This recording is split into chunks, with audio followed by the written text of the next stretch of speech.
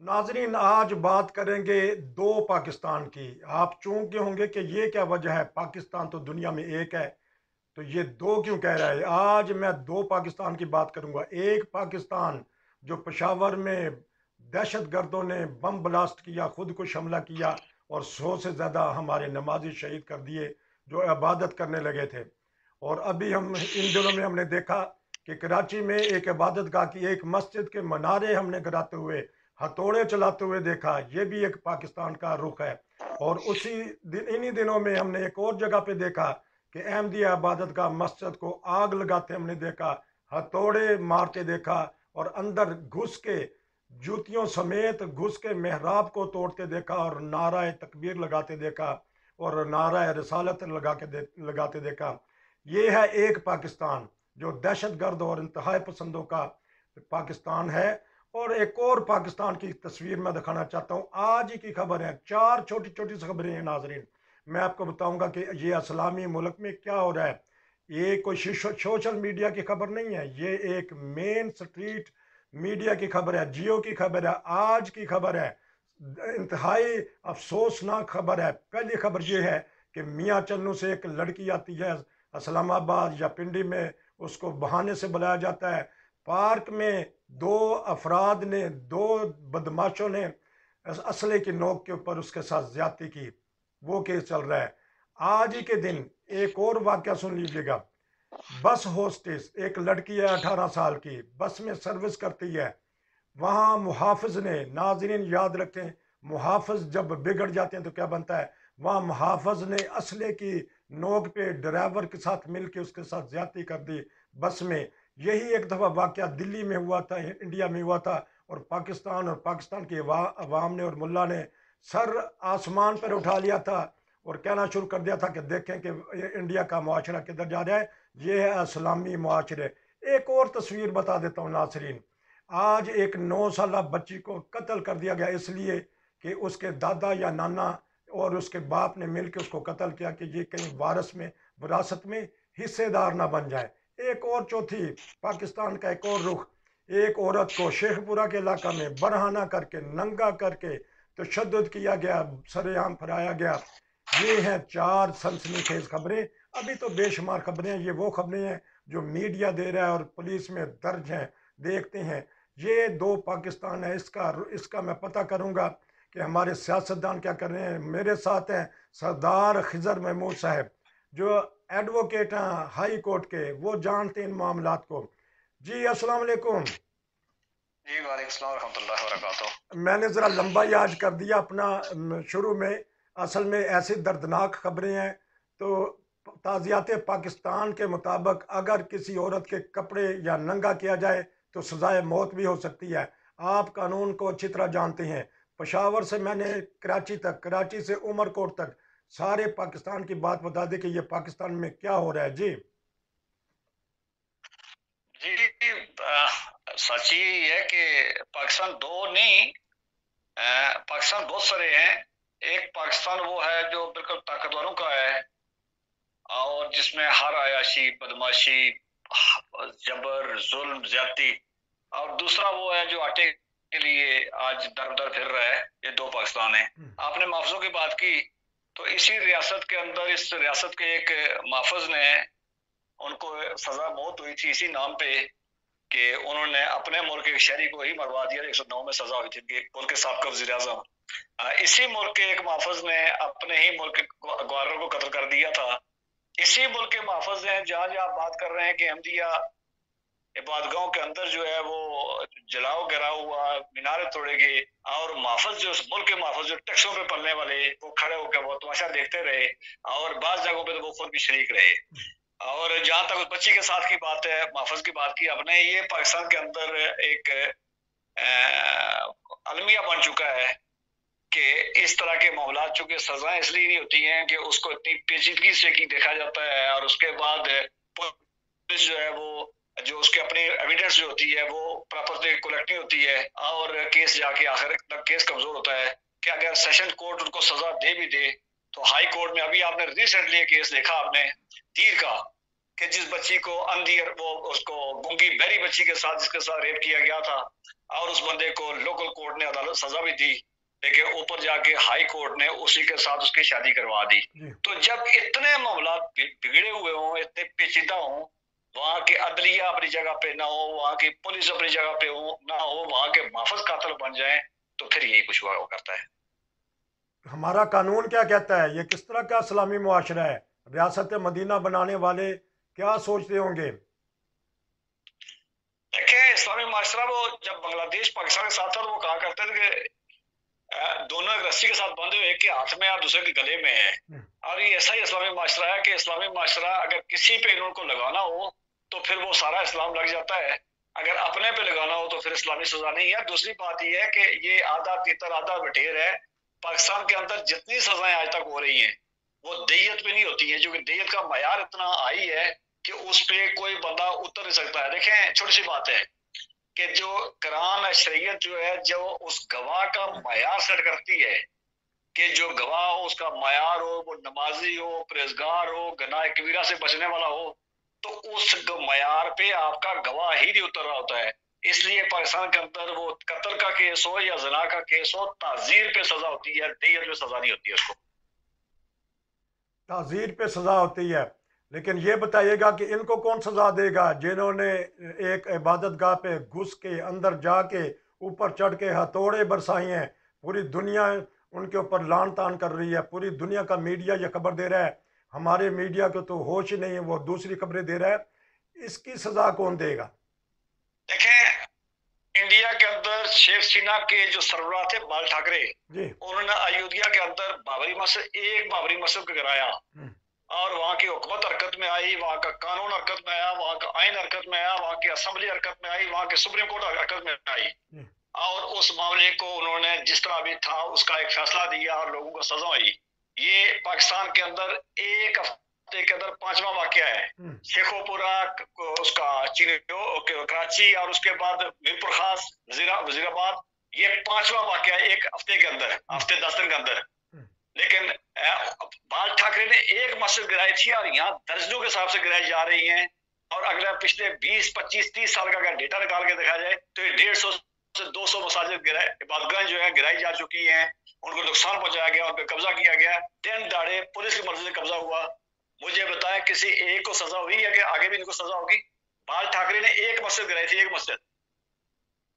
तो अब कोई ना कोई तो फैसला करेगा ना। अवाम भी बेहिस हो चुकी है, हुकूमत भी बेहिस है, कौन उठेगा? देखिए, मेरा जाती ख्याल है कि जब कौमें बिगड़ जाती हैं, कौमों के अंदर बगाड़ सब तक पड़ जाता है, वहां का माशरा बिगड़ जाता है, वहां के लोग जो है वो कानून आइन से मुबर्रा हो जाते हैं, और जो फैसले खदान है क़यामत वाले दिन करने हैं वो जब खुद करने निकल आते हैं, तो फिर क्या होता है कि फिर माशरे के अंदर बगाड़ पैदा होता है। लेकिन जहां तक तल्लक है इबादतों का, दुनिया के किसी मजहब की इबादत हो, इस वक्त दुनिया के अंदर 4200 मज़ाहिब हैं, और तमाम मज़ाहिब किसी न किसी सूरत में इबादत अपनी कर रहे होते हैं।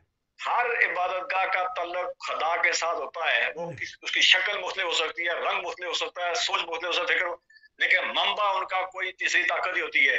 तो जब खुदा के घरों को इस तरह जाके मिसबार किया जाए दिन दिहाड़े, और वहां का कानून, इंसाफ, पुलिस, अदलिया खामोश रहे, तो फिर आप याद रखें कि जमीन का फैसला नहीं, फिर खुदा का अपना फैसला होता है, और खुदा का होता हुआ फैसला देख लें कि वो कब होता है, कब उसमें देर है, हाँ देर नहीं है, ये 2 दिन, 4 दिन, साल, 6 साल, ये फैसला होकर रहेगा।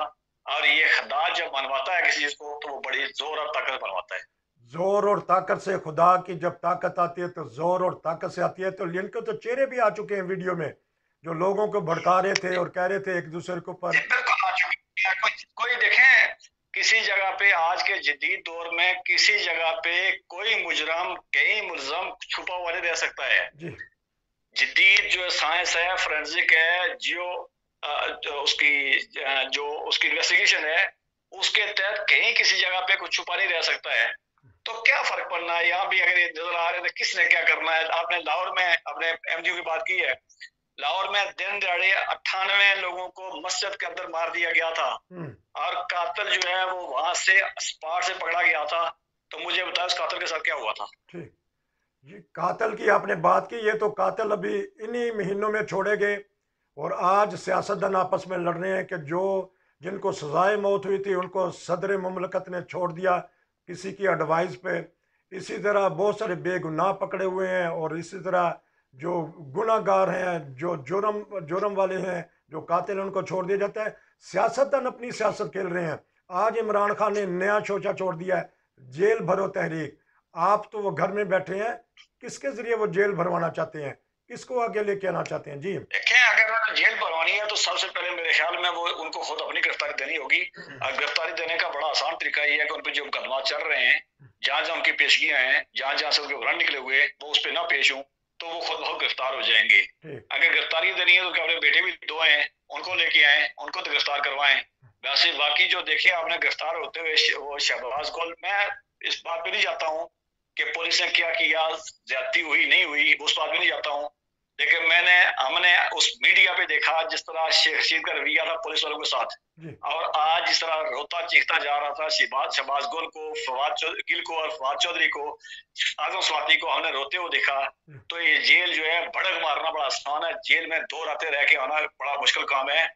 इमरान साहब अब डूब मरे या जेल भरे, लेकिन ये है कि उन्होंने जो इस 4 साल इस मुल्क के अंदर जो किया है, उनके पास बहुत सारे रास्ते थे, बहुत सारे काम थे करने के लिए, मुल्क को बेहतर किया जा सकता था। इसी तरह के जो हुकूमत कर रही है, मैं बिल्कुल हमायत नहीं करता हूँ कि इस तरह हुकूमत लोगों को गिरफ्तार कर रही है। इसी तरह कच्चे केस, कमजोर केस इमरान खान साहब लाते थे और वो हीरो बन के चले, वो 200 दिन रहे, 150 दिन रहे, ये 2-2, 4-4 दिन के बाद थप्पे लगवा के नस्ल में मंडला बन के आ रहे हैं। लेकिन जेल भरो तहरीक हो या कुछ और हो, मुल्क की इकानमी जो है, तमाम रिफाइनरीज बंद हो चुकी हैं। 1 हफ्ते का आपके पास पेट्रोल है। ये वो इलाके जो बड़े शहरों में वहां पेट्रोल मिल रहा है। आप रिमोट एरियाज में चले जाएं, कश्मीर में चले जाएं, फाटस के साइड वाली एरिया में चले जाएं, सिंध के अंदर से चले जाएं, बलूचिस्तान में चले जाएं, आपको पेट्रोल डीजल नहीं मिल रहा है।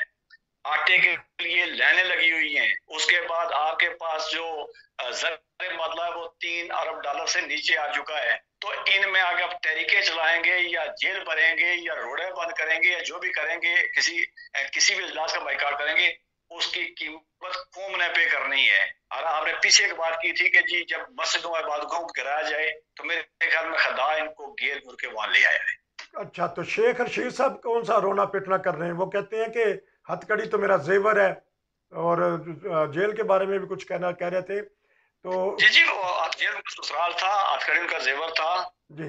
और मौत जो थी वो उनके लिए महबूबा थी। लेकिन वो 2 दिन जेल में रहे हैं, तो उसमें थाने में रहे हैं। तो आज उनकी जो चीखें और वो जो उनकी जो थी वो सिसकियां थी, वो पूरी दुनिया ने सुनी है।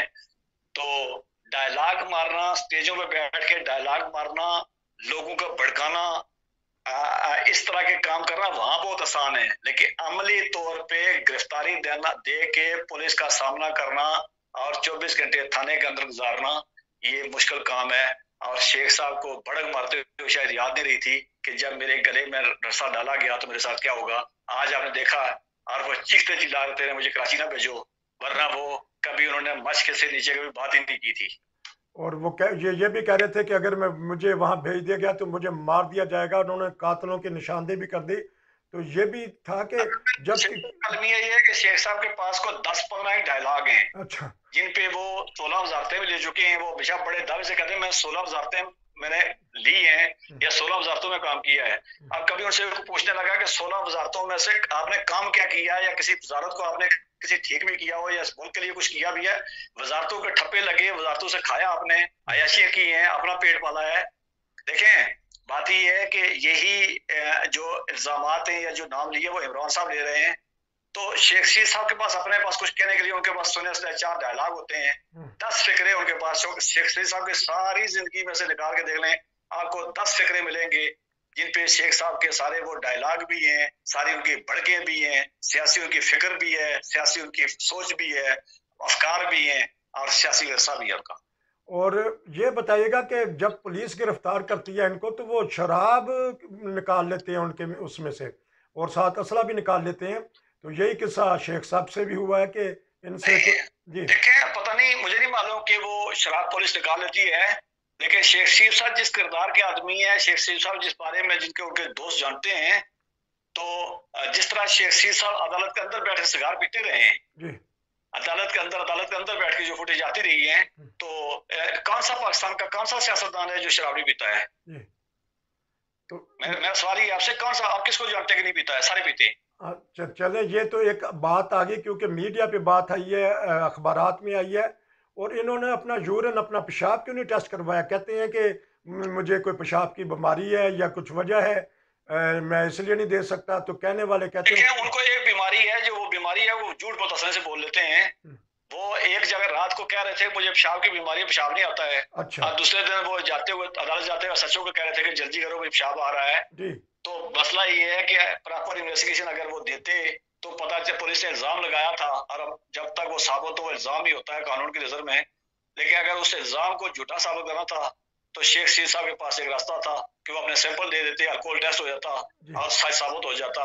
लेकिन जब अल्कोहल टेस्ट की बात है तो उन्होंने किस तरह की वाहियात और किस तरह की घटिया, किस तरह की आप इखलाक बाख्ता उन्होंने बातें की हैं। तो इससे मतलब ये है कि शेख रशीद साहब एक जानबूझ के उस टेस्ट से बचने की कोशिश कर रहे थे। अब क्यों बचने की कोशिश कर रहे थे, ये नाज़रीन फैसला खुद बेहतर कर सकते हैं। नाज़रीन, ये था आज का खसूसी प्रोग्राम के जो दो पाकिस्तान है, बल्कि काफ़ी पाकिस्तान है। हमने इस खबरों के ऊपर तबसरा लिया हाई कोर्ट के जो एडवोकेट हैं उनके साथ। इंशाल्लाह फिर आपसे दोबारा मुलाकात होगी और नए तबसरे के साथ मिलेंगे। जुड़े रहिए रोशन टीवी इंटरनेशनल के साथ। नसीर को इजाज़त दीजिए। अस्सलाम वालेकुम। आपका बहुत शुक्रिया।